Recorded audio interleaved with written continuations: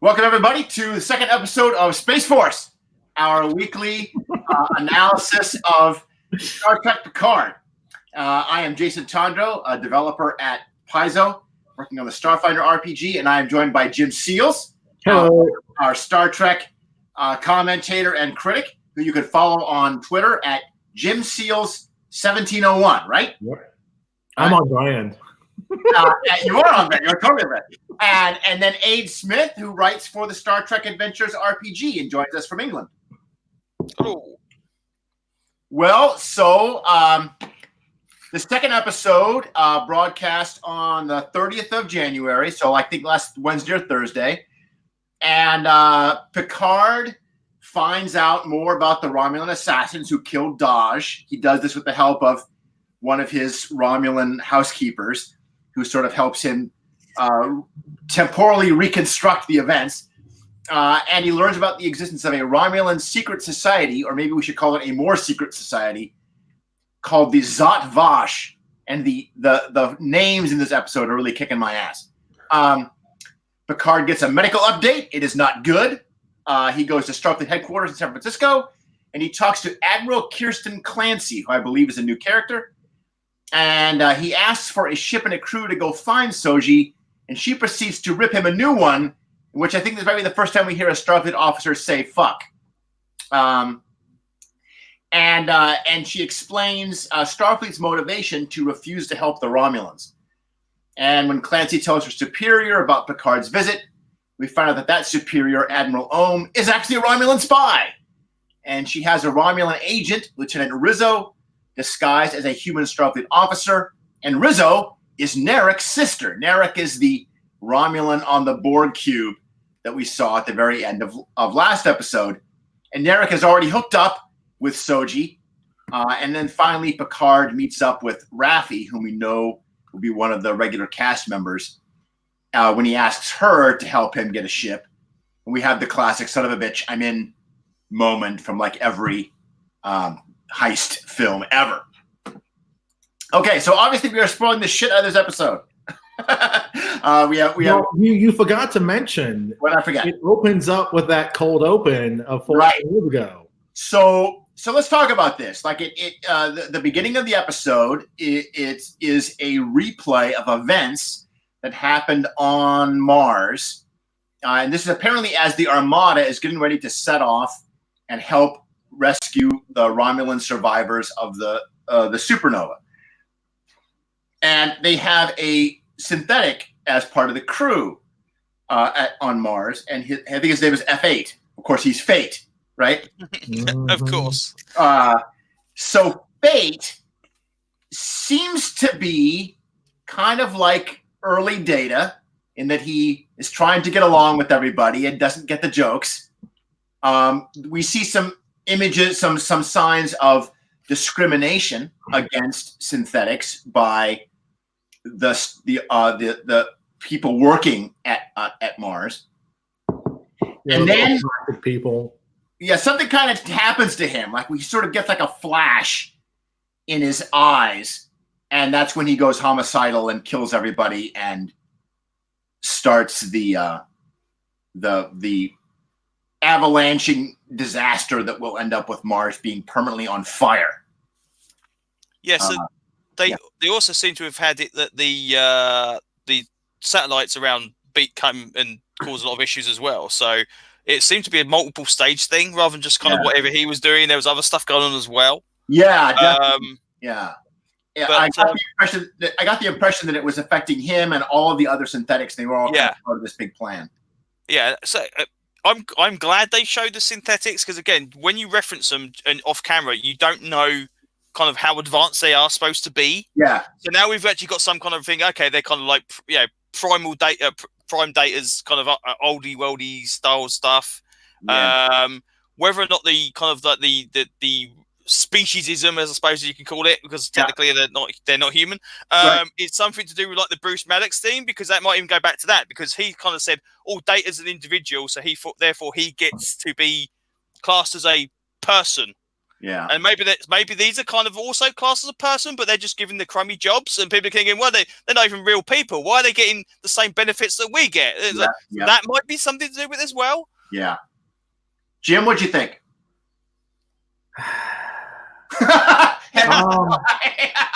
I'm gonna be that guy. Okay, good. Unfortunately, like I want to be out here and be all enthusiastic and happy. That's all right. But I've watched the episode twice now. Yeah. I had a real problem with the episode structure. Okay. And I think doing a cold open 14 years ago that is not tied to anything that Picard has learned.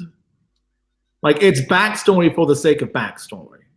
Okay. Like, we didn't discover a revelation to warrant giving us 8 minutes of a short trek at the beginning of this episode. Okay. I tuned into Captain Picard to be with Captain Picard. Yeah. And instead, we're spending 8 minutes with people that don't matter because they're all wearing red shorts and they're all disposed of immediately. In a red room as well, just to make in it a red room. Like, I guess for me, it's like the structure of the whole episode felt off to me. It was a little bit more organic the second viewing. Okay. But collapsing the following two scenes, the following two Picard scenes, when he gets the exposition and then he does the investigation of Dodge's room. Yep. Collapsing them into one scene, even though they're doing two totally different things. Yep. It felt a little rushed. Okay. Like, it felt like you could easily have done one of those scenes as the opening, and then the other scene can stand on its own. Well, there might be some desire here to, quite frankly, to create a flashy opening, right? Probably. Like, let's give them something exciting. One of the challenges I think this show has is because its protagonist is 80, 79. Yeah. I think the show could easily be perceived as a non-action, unexciting, boring show because, what is Picard going to be doing? Running around shooting people and punching them? I mean, he never did that in the first place. Well, that's true. But let's ignore the movies then. Okay. So maybe they felt some pressure in the writer's room to do something big, flashy, and lots of special effects for the first 8 minutes to get people into it.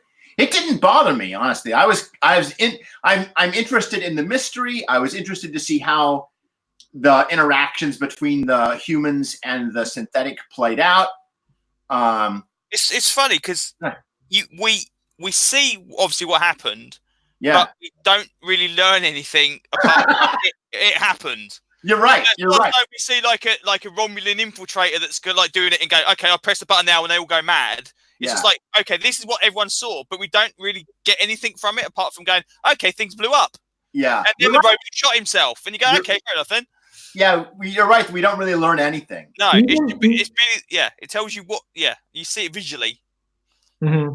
Well, even if there was something in Picard's episode, like, to push, like, I just needed some sort of bridge between that sequence, which is right now in a vacuum, and the main story that's being told. Like, if Picard was looking at a monitor talking about the Mars burning, and then we went to the flashback, you'd be fine with it. Yes, I just needed a bridge. Yeah, and there's also no reason why there couldn't be security cameras that would be filming that thing as well. So the idea is kind of reviewing the security footage from that day would also be another way of doing it as well. Yeah. So we've already kind of gotten into this then. So high points, low points of the episode. What did you guys think of the episode as a whole? Jim, you sound like you have some reservations beyond the structure. Okay, so those are the structural issues of the opening. Yeah. And then the org chart that we receive of all the villains by the end of the episode that I did not think was necessary at all. Like at all. Like so what happens is there was that wonderful scene with Admiral Clancy, and I thought that was great. I love that scene. I thought that was great. That scene was just like from beginning, like from when Picard steps out of the transporter, and I love that it says transporter alcove now. You just walk through. Yeah. From the moment he steps out to when he's on the escalator and he's going down and the ship behind him over his shoulder is going up. Nice, yeah. And they're diametrically opposed. Like, just all the visual storytelling in that whole sequence is good. Yeah, nice. So then we get the scene where it's sort of the exoneration of Admiral Clancy. Like, Clancy calls up Commodore O, the Vulcan / potential Romulan infiltrator. Yeah, I have to presume that she's actually Romulan. I'm going with she's a Vulcan, but that this cabal is as old as the schism that happened between Vulcans and Romulans. But that's the money I'm casting on. I can buy that. So then we have the scene where, it's clear that she's a bad guy and she does bad guy things. And she's like, okay, thank you for telling me, boss. I'll look into it. Yeah. Signs off. And then she goes, get me Lieutenant Rizzo. And then Rizzo shows up. And then they have a scene with super evil. And then Rizzo's like, okay, I got my man on it. Now let me go have a press conference with my man. Right. Calls up and then at the end of the episode, it's just Rizzo chewing out her brother, chewing him out a new one. Yeah. And I did not need any of this. I loved it. It could have been like, we call Commodore O. O goes, get me Rizzo. And then the rest of the episode, I don't need the rest of that. All the bad guy stuff, I don't need. I loved it because I thought that it showed me how things work in the Romulan Empire, which is like shit gets handed downwards, right? when your boss gives you shit, so you call up your underling and you give them shit, and they call up their underling and give them shit. And this is what it's like to be a Romulan. It's like everybody's just like, you got to crawl up the pipeline so that you get less shit every day. Yeah, so Clancy is below rank than O or above? Well, technically she's an admiral, and Ohm is a commodore. And Clancy is the the CNC. She's Admiral Cartwright from the movies. Yeah. So she's reporting upwards to Commodore, and Commodore is reporting downwards to Lieutenant, correct? I think so, but when they have the discussion at the end, the lieutenant seems to suggest she's an ally. She's not even a member of this organization. So it's like they're the Romulans actually are the people that actually do the real work, and she's just there as in disguise as a lieutenant. But O is just an ally. She's not actually a member of the thing. So she kind of may technically outrank them. And the other thing would be, you don't know if it's kind of like in the Section 31 way, is like, are the two Starfleet officers doing their thing for the safety of the Federation just happen to be cooperating with the Romulans, or are they actively knowing that they're cooperating with the Romulans? Because we don't even know that. All I can say is I am shocked that bad guys have infiltrated Starfleet. Yeah. In this establishment? The thing I thought about was, it seems like it's the Star Trek 6 plot, except it succeeded. So in Star Trek 6, we have Federation Starfleet officers. We have Admiral Cartwright working with General Chang to make sure that both parties are separate. And now it seems like they won. Like, if we're to read into that the Romulans have something to do with the attack on Mars, like if the super secret organization is like, we don't want all people to be diluted in such a way, we're gonna make sure this doesn't happen. Then it seems like, they needed, Captain Picard to jump and save the president at some point in the episode, and he wasn't there. Yeah. Go ahead. No, I was going to say, the Romulan motivation is definitely something that needs to be fleshed out in future episodes, because at the moment, we have no clue what the point of it is. And the idea we've got this organization that dates back to the year dot, have they infiltrated Starfleet since that same day, or is it just like something that existed in Romulus and has slowly crept into the other stuff as they kind of branched out? Like we saw in the Enterprise episodes, they fought the war, but all remotely using remote drones. No one actually saw a Romulan. So you would assume maybe that's when they started kind of like sending people out into the galaxy to go, okay, let's go and do this stuff. And they will be like the first agents they send out, go and infiltrate all these people and see what you can do.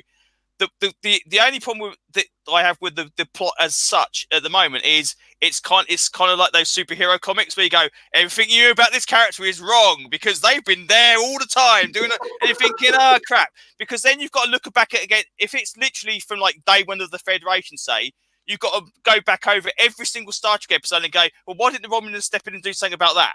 And so at some point they've got to have a finite infiltration point. I don't think this is going to be a Hail Hydra situation. Yeah, that's exactly. Yeah. I don't think it's going to be Hail Hydra. But I think I'm very confused by this. I should say confused. I'm very curious about this mysterious organization, the Zat Vash. Okay, I get that there's like another Tal Shiar behind the Tal Shiar that's even Tal Shiarier than the Tal Shiariest. I knew you were going to say that sentence. I get it. Okay. It's such a weird motivation for them. Like to postulate that there is a super secret society that's even behind all the secret societies. I'm like, okay, I totally get behind that. But then to say that their primary objective is to destroy synthetic life. What? Yeah. Like that's such a weird prime directive for that group. So go ahead. Yeah, because they don't even say like that. That's just their current mission. That seems to be like their be all end all. The way that they're talking about it seems like we don't want to see the expert. That so again, you've got to have some kind of thing that's inspired. Okay, I have a theory. Yes, I think I agree with you. So you feel your theory for it. And I think you're going to be dead on. My theory is that it ties into the Borg. That we already know the Borg have used time travel. They do that in First Contact, right? Mm-hmm. So I think that the Borg have attacked the Romulans in the distant past. That they somehow time traveled into the distant past, and the Romulans have records of that. And so they're super Borg paranoid. And I don't know how long ago this attack happened. Let's say 10,000 years. So then when that attack happened is when this secretive group was founded. And they were basically waiting for the Borg to show up in the present ever since. And they're like obsessed with destroying synthetic life because all of that shit is Borg adjacent. I think it's definitely got to have something to do with the Borg before we know of the Borg. Like we said last week about the Borg scooping out the Romulan planet as their first appearance in the actual episodes. Yeah. It's got to go back to that. Wouldn't it be funny if it was like Voyager from Star Trek 1 that caused all the issues and problems? It's like, oh my god, there's a crazy artificial intelligence thing going around. Let's kill it. If they tie this into Voyager, Jim will explode. Yeah, it'd be so cool. It'd be like, okay, yes, that'd be so good. It's like, yes, we had an encounter with an artificial intelligence. It was called Voyager. Oh my god. Yeah. Well, Gene Roddenberry at one point did postulate that Vigil could have been the Borg's homeworld. Yes. Because they do see a planet filled with machines. And he did postulate on an interview, and it's not canon. It's never been written. Like, books have explored that interview and made hate out of it. But the TV shows have never done anything with it.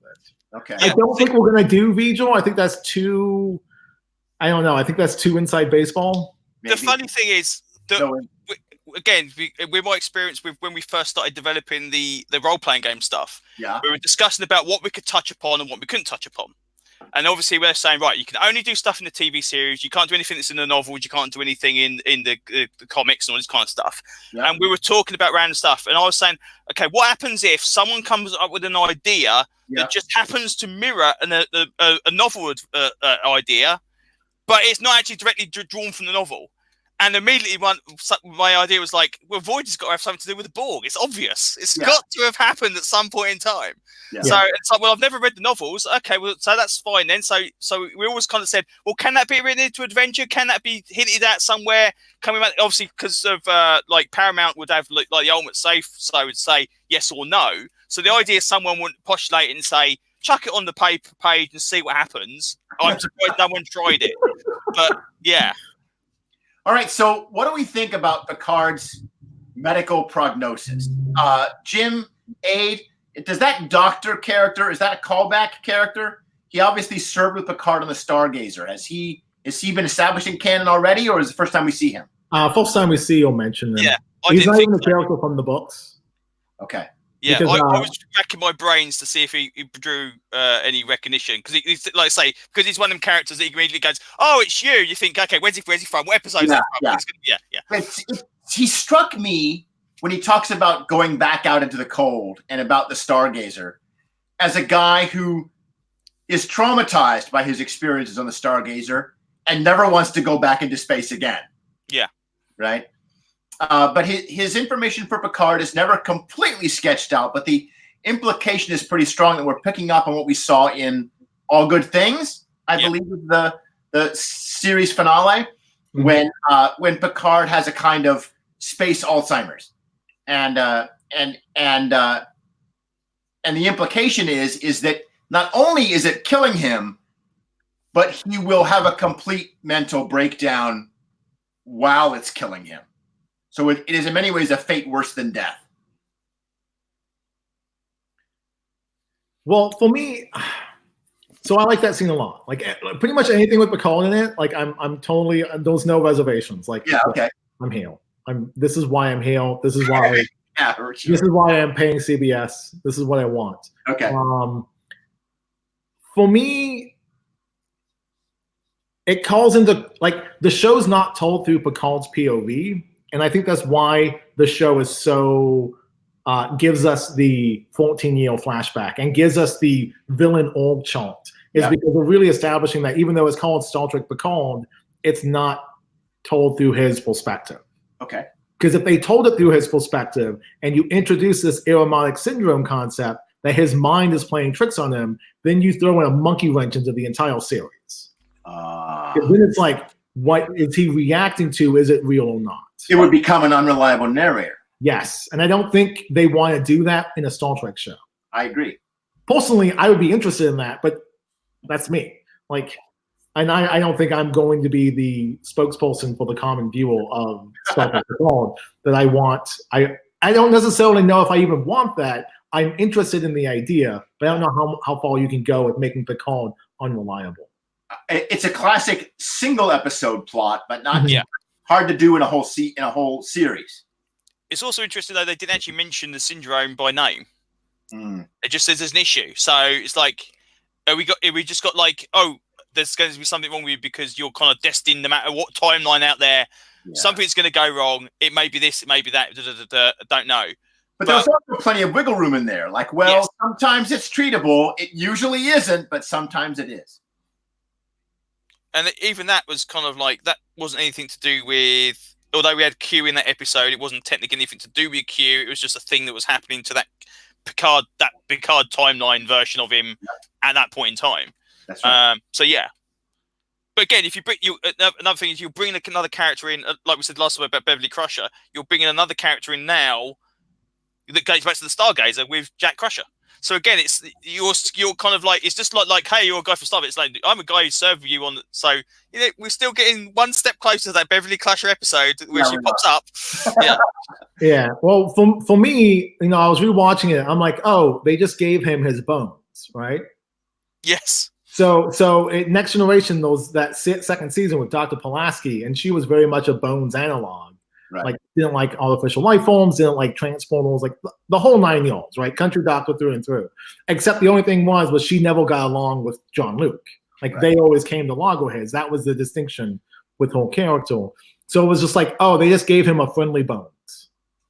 Well, but this guy's not going to be a recurring character, I don't think. No, I don't think so. I don't think we're going to get the adventures of Dr. Bayoun. Yeah. Okay, you were better with that than I was. I put on closed captioning so I can visualize what the names are supposed to say. Yeah, okay. Yeah. So I'm starting to get a pretty serious Don Quixote vibe from this series.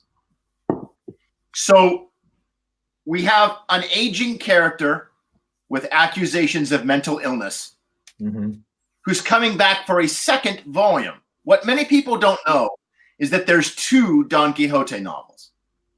The original was written by Cervantes, and it was so incredibly popular that everybody else stole the character and wrote their own Don Quixote novels. This was hundreds of years ago before copyright and trademark, so there was literally nothing Cervantes could do about it.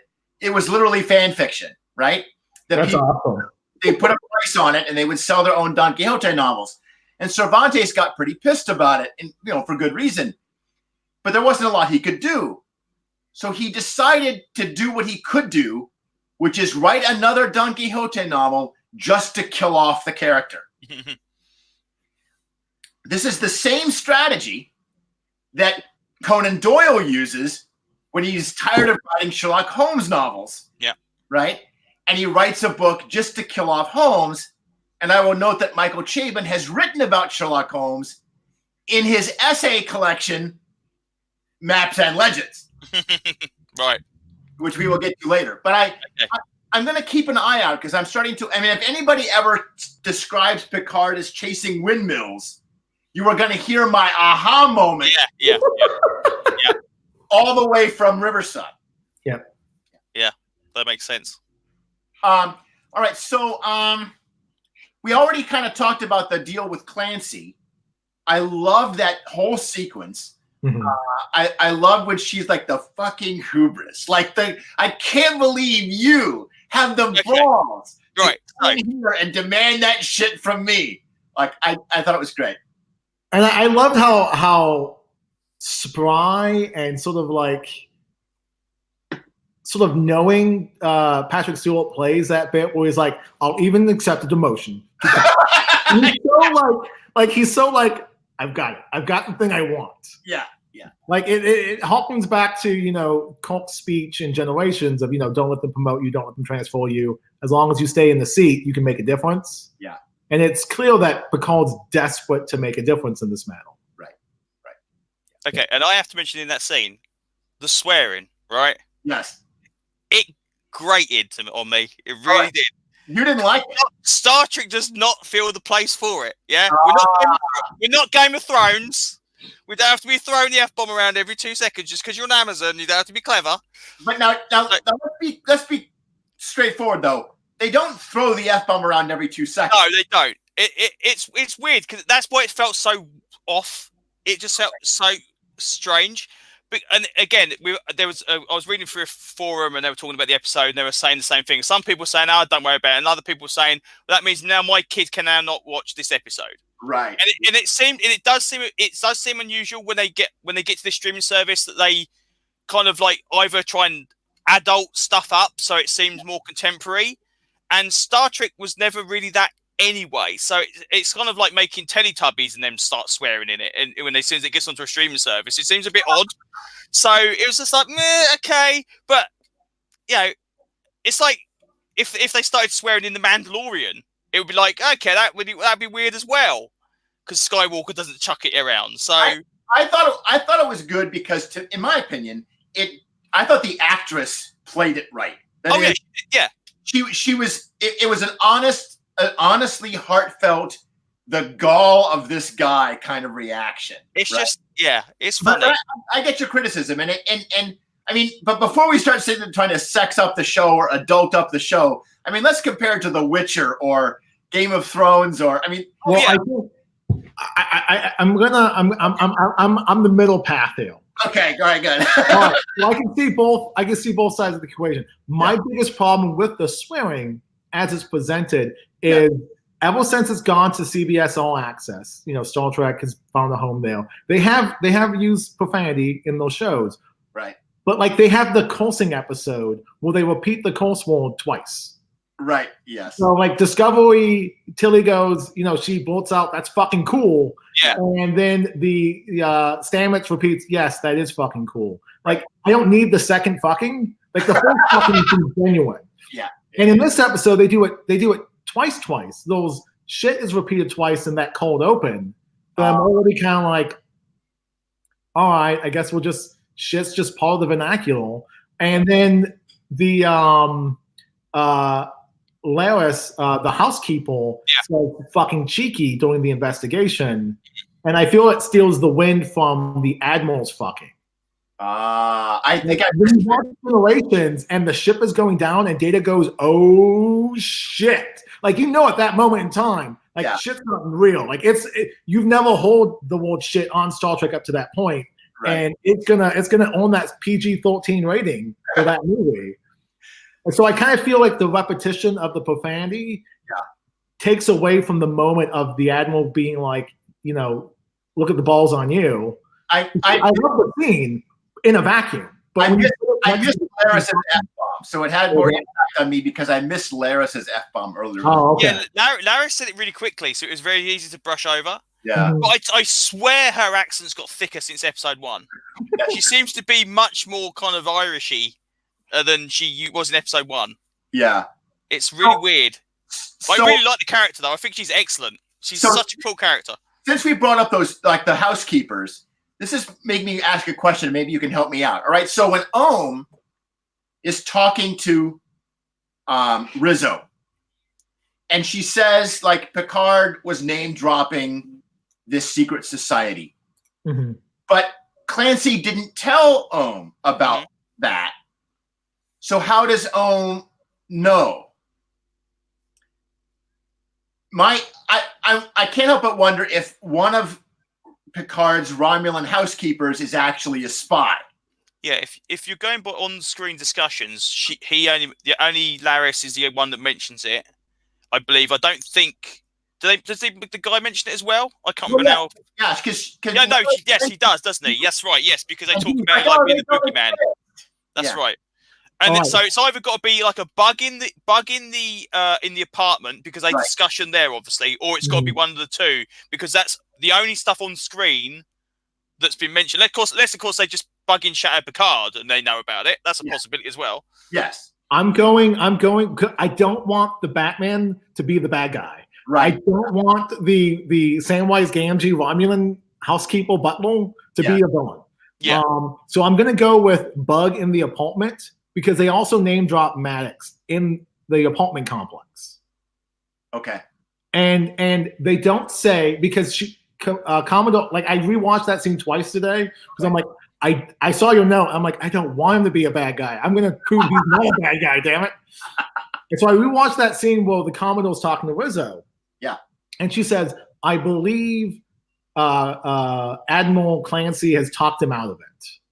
Yes. And if it was one of the Romulan spies, he would have been like, no, he's mounting a ship now. You're right. Yes. Okay. That's true. So a bug in Dodge's apartment. Yeah, I think there was a bug in Dodge's apartment because they do name drop Maddox in that scene of they're going to be close to that's true. Because if it's a bug in Chateau Picard, then it would fulfill the two things where it would be the Romulans were talking about in Chateau Picard, and the woman from Daystrom mentioned Maddox in Chateau Picard.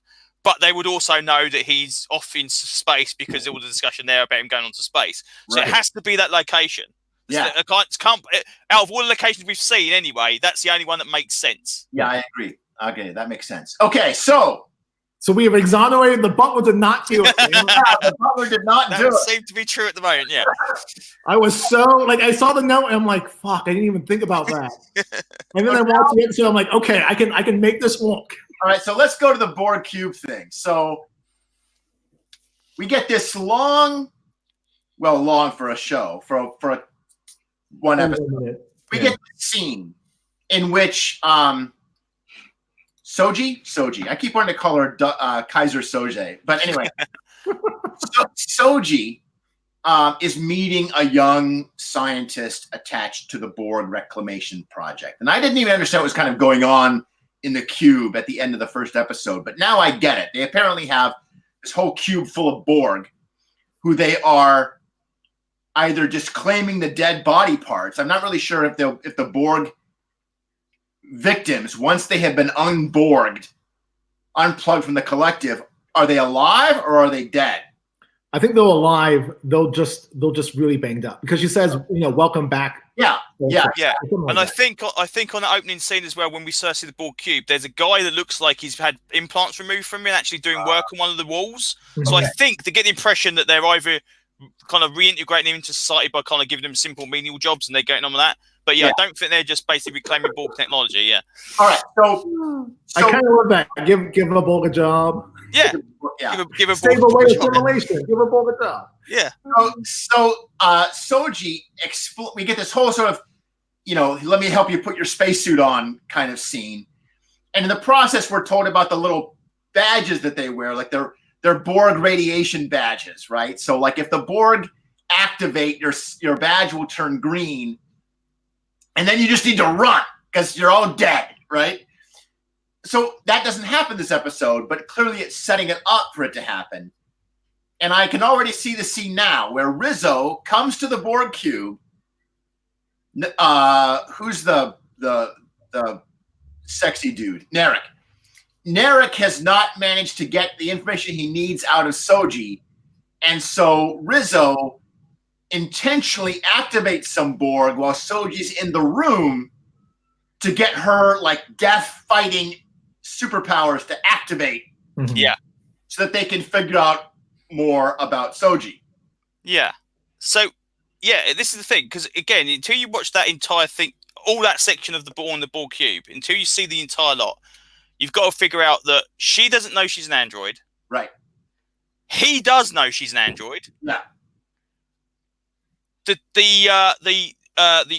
new Tal Shiar are attempting to destroy robotic life. Yeah. But they're also tied into an idea that the reclamation robotic life from a Borg cube. That's the thing that I'm trying to stitch together. Those two parts. Why not just blow it up? So yeah. Well, they actually say that the Romulans are profiting from the Borg technology. Yes. Yeah. And they were saying that, again, cutting back to the 2009 Star Trek movie, that the idea that that big ship was made out of some Borg technology, that also ties into it as well. And I quite like the idea, again, because from the first episode, we didn't see anything but a few kind of like flashes of who was on it. This time round, we saw Andorians. We saw a few other alien races on there as well. So it seems to be like because originally it was like, okay, she's been kidnapped or she's working with the Romulans because she's on the Borg cube with the Romulans. Now it seems to be a cross-party thing that everyone's kind of doing their own thing. Yeah. So unless they're all Romulan affiliates, it seems to definitely suggest that they've been there as an official thing, and it seems to be like we're reclaiming the cube thing. Yeah. The other thing is the date that it was apparently cut off from the collective doesn't match up with any major incident in any of the Star Trek films or TV series as far as I'm aware. Again, reading through the stuff, it seems to not suggest that it was tied to like the one from the not Nemesis, the First Contact. It didn't seem to suggest that it was too late to be anything from the last episodes of Voyager. So this is some other Borg cube that was cut off from the collective at some point, I believe. And I don't think it's one of those events. Interesting. Well, in the dialogue, when they're talking about the drone that they saw removing the arm from and the regrowing the eyeball, they say that he's been severed from the collective for 14 years, and that coincides with the Martian attack. Oh, yeah. And that's literally, that's literally the only connection in sort of like chronology. Like, if you're going to use 14 years, that seems really specific to something. It is. Yeah. Well, that means it's not just the same time as the Mars attack. It's the same time as the Romulan supernova. Yeah. Which is, of course, yes. Yeah, that's right. Yeah. That's got to be connected. It's not connected to Mars. It's connected to the Romulan supernova. So yes, it doesn't tie to it. It ties into two events that have been mentioned. It just doesn't tie into a Borg-related event that's been mentioned. So yes, that's. We'll see. If we actually make a map, it will make a cube.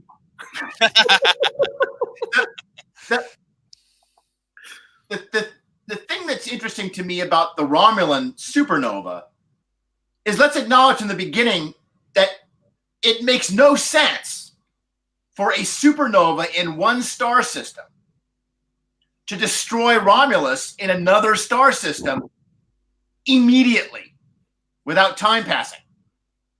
Yeah, light doesn't work that way. A supernova travels at the speed of light. If you are light years away, even if we postulate that a supernova is powerful enough to explode a planet in another star system, which it's not, but okay, the energy wave can't travel there fast enough. Well, it gets even dumber than that. Well, so I played a lot of Star Trek Online. Okay. And they explain this. Oh, do they? Yeah, they do. They basically say that the explosion gets carried through a subspace carrier wave. Right? So it travels through subspace and destroys everything. So, but the reason why it does that is because the Romulans were experimenting with illegal technology, and I forget what it was. It might have been protomatter or something stupid like that. But they were experimenting with some kind of universally rejected technology. And that is what activated that's what turned the supernova into an intergalactic problem instead of a simply interplanetary problem. But go on. That's just dumb. I'm sorry, that is stretching. I think they are trying to figure out. Yeah, you're right. Because again, it needs some kind of explanation. In 2009 Star Trek, when old Spock does the mind meld to New Hulk, yes. he does mention it was going to destroy the entire galaxy. Yeah. And I'm like, wait a minute. But in Generations, we see the effects of a supernova when someone blows it up and it destroys planets within the system. Yes. It changes gravitational pulls, but it doesn't destroy the universe. Supernovas go off all the time. Yeah. Like they're not that unusual of a thing, and they don't blow up the galaxy. Yeah. And again, it's the J.J. Abrams effect. Like it's electrified. And we're also talking Star Trek now rather than 1950 science fiction films. So someone knows what a supernova is. You're not just throwing special science fiction words around going, it's a supernova and it's got quantum business going on as well. Yeah. So they know what they're talking about. Yeah. All right. So I did anybody else have anything you want to bring up about this episode before I did some research and I want to talk about it. One more thing. I want to put a pin in this. I'm going to go on record as saying I think Rizzo actually may be Star Trek's false transgender character. Rizzo? Yeah. The Romulan? Mm-hmm. With the round ears? Yes. Explain. The reason why I say that is because the only thing we know about Narek as an individual, the only thing that he's told us, we told Soshi, was that he once had a brother. You're right. Yes, and you are when correct. She reaches out for him, when she reaches out to touch him, even though she's a hologram and he's already walked through her, he jumps back in rejection. So I think we may be exploring, like if Discovery gives us our full Star Trek homosexual couple, I think we might be exploring what it means to be transspecies and transgender. Well, in that case, the transspecies becomes a metaphor for the transgender, right? So when Narek, when Narek says, "You look so weird with those round ears," what he's really saying is, "You look so weird when you're a girl." I think that's where we're going. I'm kind of cautiously optimistic to see if that's where we're going, because I think that's the next social barrier Star Trek needs to address. Yeah, that's interesting. I love that idea. I think you're right. I totally buy it. It's headcanon at this point. Like at this point, it's headcanon. But again, it would also be but you're right about mentioning the brother. If it didn't mention the brother, then it wouldn't have been. There wouldn't have been no clue to it whatsoever. You could well be right. It'd be interesting to see if it is true, how they approach it. As in, was he forced to become a female, or did he decide to? Because again, that's another important decision. The idea is like, oh well, we're just going to have you be a female because they get around Starfleet easier. And the idea, no, if I'm going to change to a female. Yeah, that's a very big discussion point. For example, like was Rizzo an actual human? Yeah, who died, and they said, okay, we got to put you in this Rizzo identity. And you're going to have to be female, and he's like, son of a bitch. Yeah, right? Yeah. Could they create the identity for? And he said, well, if I'm going to change, I'm going to go for actual. Yeah. All right. So I was researching this episode, and I started with the title, and that's as far as I got. I never got to the title because I found out that Michael Chabon has written a book called Maps and Legends, and that book is actually a collection of essays in which he defends his love of genre fiction, like science fiction, horror, pulp, and comics. But the book is named after one essay in that collection, which is called Maps and Legends, and it was written 20 years ago. It first appeared in Architectural Digest, of all places, before it was reprinted in this book. It's a short essay. You could read it in 10 minutes. I'm putting the link to it in the show notes for this episode. And I encourage everybody to give it a look because I think it's got some really interesting insights into this episode and maybe into the season. I mean, I think we can rule out that it's a coincidence. If the showrunner has written an essay with the same name as this episode, I don't think you're allowed to borrow your own names unless you're doing it for a reason, right? Yeah. But the essay is very interesting, and it talks about Chabon's growing up in the town of Columbia, Virginia, or Maryland, Columbia, Maryland. Columbia was a planned community. It was literally like designed from scratch, and every lot lots were sold, and everybody bought houses for a town that had not been built yet. It was empty farmland, and it was a 70s development, and it was specifically racially integrated. It was a post-civil rights planned town. So there were schools where everybody, where they were segregated from scratch. From day one, the schools were integrated, and the teachers and the neighborhoods and everything. And Chabon notes this because he grew up in this community, and it wasn't until he left that he realized the rest of America wasn't like that. Yes. So this makes me, and he actually even name drops Star Trek in the essay when he's talking about the architectural design of like the center building. Like there's kind of like a welcome center and a museum kind of in the middle of Columbia, where the plan for the whole village was up on the wall, and you buy your own copy. And he bought a copy of this map, and he hung it up on his wall next to the Hobbit map, and and his Disney World map. And he was kind of fascinated by this utopian dream. And the connections in the essay between the essay's utopian community of Columbia and Starfleet are pretty striking to me. And he has this wonderful line that he writes near the end of the essay when he discovers that life in Columbia is kind of a promise that didn't actually get fulfilled.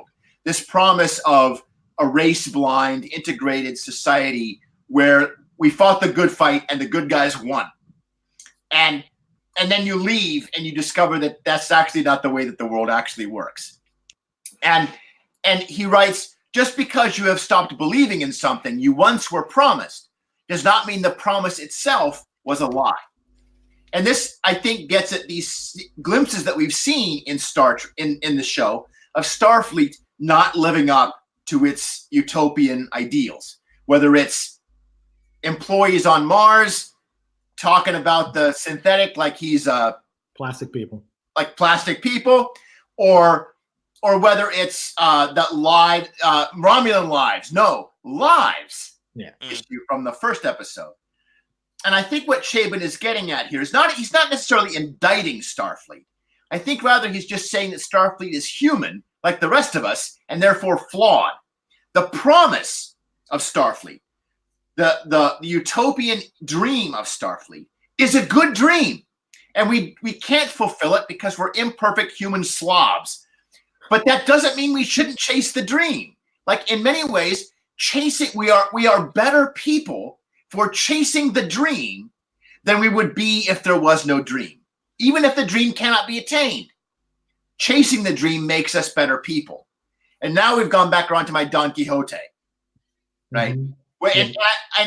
I think this is something that we're getting at, that yes, we don't always live up to our hopes and our own goals, but by trying to be better people, we still become better people, right? Anyway, I really recommend checking out the essay. I think you just found the Rosetta Stone. Maybe. I think that speech right there has convinced me that I actually like this episode a little bit more than you saw it all. So there you go. There also has to be noticed that there's a distinct difference between Starfleet and the Federation. Mm-hmm. Yeah. Because even if you go back to Gene Roddenberry, yes, if the Federation was all perfect, there would be no Harry Mudd. Yes. Because Harry Mudd's choices kind of, so Starfleet still has to have kind of like those values, and that's the point. Once you start going outside of that, and you're, instead of being a Starfleet hauler, you're just some poor sod that's hauling stuff from A to B over the course of 7 weeks. You're probably not going to be, hey, I'm out in here doing all the good. It's like, no, I'm just hauling this trash every day. So Yeah, Federation. That's the weird thing because they always say about upholding the Federation values, but somewhere out there's got to be shady Federation characters. Otherwise, a lot of the stuff that happens would never happen. Yeah. So Starfleet has to be the pinnacle of that, but now it seems to be definitely sinking down towards those fringes of the Federation levels we've seen previously. And also, I don't know if this is quite applicable to what we're saying. Like the last time we saw Starfleet in any significant way was Deep Space Nine. Yeah. And the Romulans were bamboozled to joining the Dominion War. You're absolutely right. And we don't know if that's ever come out. We don't know if those chickens have ever roosted. If I know this series at all, the Romulans know and they are fucking pissed. I would be. Like, we get bamboozled into a war. Everyone who dies is a result of Sisko's lie. Yeah. And Sisko dies and becomes a god, so he is not held accountable. So there's no one to actually blame in the situation. Yeah. Your planet blows up because Spock made a promise and couldn't keep it. Yeah. And then on top of that, the people who are like, oh, we're going to help you out, they're like, no, we got our own problems, so we don't have enough ships for you. So you just have to live on a bull cube, I guess. Like, I think the Romulans are kind of justified in being pissed. Well, I found it very interesting, that scene with the Admiral, whose name again I have blanked on. Clancy? Clancy, yeah. When she's like, there were like 15 species, 15 Federation member races that were going to bail on the Federation if we helped the Romulans. And of course, the correct answer should have been, well, you can't leave, right? It's the Federation. You can't just quit. Like that's a United States. You can't quit the Union. But I don't think that's how the Federation works. In the Federation, you can leave, right? Well, yeah. Just as a sideline to that, we've literally just left the European Union, Brexit, as of yesterday. Yeah. That took 3 years to sort out. I mean, leaving the Federation must take decades. I mean, it must take so much paperwork. Yeah. But if they can't say you can't leave, and maybe they don't because we don't know how it works. They would have had the proper ethical response would have been, okay, like we respect your desire to leave. You do what you have to do. The Federation is going to do what it has to do, but you're always welcome to return. The thing I found striking was the lack of mention of the Klingons in that discussion. Oh, yeah. Like, I kind of feel like if there was any one group of people that would flat out be like, we're done with the Federation if you let the Romulans in, it would be the Klingons. Yeah, but the Klingons and the Romulans have an older history of working together. They do. They do. But if there's any one person at the party who's going to be like, fuck those guys. Yeah. Well, see, we don't even know what the situation is of if maybe the Klingons are one of those races. We don't even know what the situation was the Empire and the Federation at the moment. They mentioned once, obviously, when they say about the new Tal Shiar chappies infiltrating, and they mentioned the Klingons. Another thing also, they mentioned about Riker, Worf, and Geordie LaForge going on the journey. So that's the first time we've actually had some direct name calls to past characters that haven't actually shown up yet. And we know that Geordie's alive, so he did not blow up. That's exactly what I was. Oh my God! Thank you, show. Yeah, and he didn't say Beverly. Mm-hmm. Yes, I bet she's got to be dead. So she's not. You can't kill her off. I know I'm surprised they didn't mention Beverly, but yeah. The other thing is just as an Easter egg. Apparently, on the Boston skyline in the episode 1, there is a Ferengi Alliance thing on one of the buildings. So does that mean the Ferengi are now part of the Federation? But according to one thing I saw on a thing yesterday, there's also a Cassidy Yates advertisement on a Boston roof as well. And those a shout out to the London Kings baseball team in one of them in the same shot. Yeah, 3 Deep Space Nine references on top of each other, which is really cool. So the idea. What was the one in the middle? Not the Ferengi and not the baseball Kings, but the Cassidy other Yates. Cassidy Yates was Sisko's wife. Sisko. And she did not elevate to godhood, and she actually is carrying Sisko's child the last time we see her. I see. So it's just like, okay, so again, I mean, the idea we had Nog join the Federation, obviously in DS9. Did the Ferengi come over? Are they part of the Federation now? We don't really know. So my reading of the Ferengi symbol was that it was the Ferengi embassy. That's a possibility as well. Yeah. So it's not necessarily that they're part of the Federation, but that they have diplomatic ties. You just know that when they were imagining this series, they looked at Discovery and they said, okay, Discovery is using all the Klingon shit. Like there's Klingons everywhere in that show. So let's not use the Klingons. That's like the X-Men to our Avengers. Yeah. And then we have the Beast that shows up once in a while, right? We can have Worf that crosses over between the two. But basically we're in separate corners of the Star Trek universe. All right. I think that's our show for today. Yeah, sounds like it. Ade, Jim, thank you so much for joining us. Thanks to you out there for listening. Live long and prosper, everyone. Follow Jim, Jim Seals 1701 on Twitter. You cannot follow Ade because he is social media free, like a converted Borg. Right. Oh my God! I'm just imagining someone like downloading apps into the iTunes. Oh, that's exactly what's going on.